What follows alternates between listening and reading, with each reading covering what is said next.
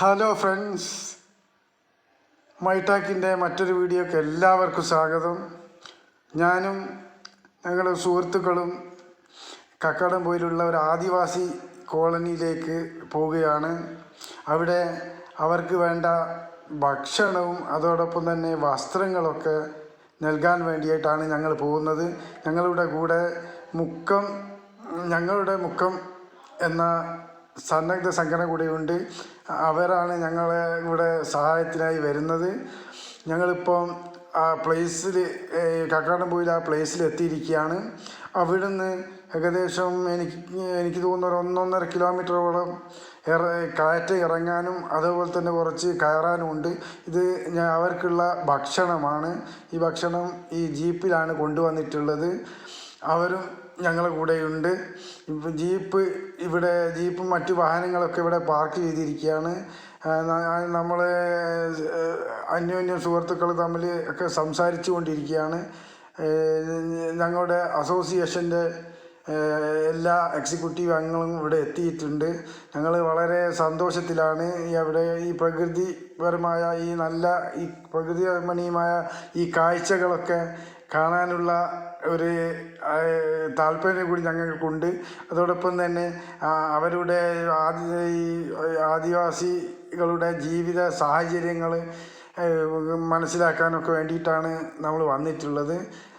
ഇപ്പോൾ ഈ ഞങ്ങളുടെ ഭക്ഷണമൊക്കെ ഏകദേശം ഒരു മുളയിലൊക്കെ കെട്ടിയിട്ടുണ്ട്. ഇത് തൂക്കിക്കൊണ്ട് ഏകദേശം 1 കിലോമീറ്ററോളം നടന്നു പോകണമെന്നാണ് എനിക്ക് തോന്നുന്നത്. ഈ ബക്കറ്റുകളൊക്കെ അവർക്ക് നൽകാനുള്ളതാണ്.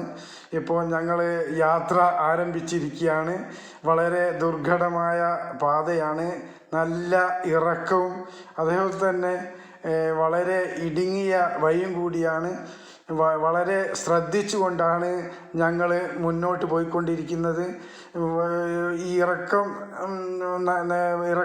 വളരെ വലിയ ഇറക്കമാണ്. അതുകൊണ്ട് വളരെ ശ്രദ്ധിച്ചു കൊണ്ടാണ് ഓരോരുത്തരും ഈ സ്റ്റെപ്പ് ഇറങ്ങുന്നത്. ഈ നല്ല വെയിറ്റുള്ള ഈ സാധനം കൊണ്ടാണ് ഈ പ്രവർത്തകർ അവിടെ യാത്ര ചെയ്യുന്നത്. ഞങ്ങളൊക്കെ ഈ കോളനിയിൽ എത്തിയിരിക്കുകയാണ്.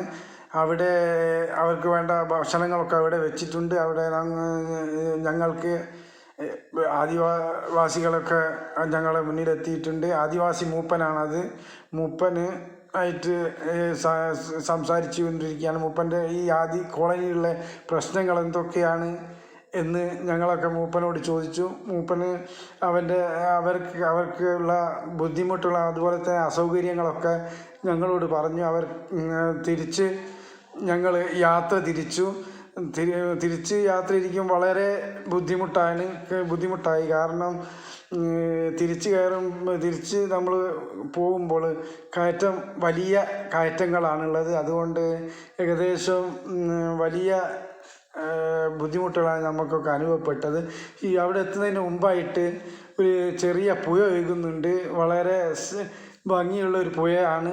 ഈ പുഴയുടെ കുത്തൊഴുക്കും അതുപോലെ തന്നെ കുത്തൊഴുക്ക് വളരെ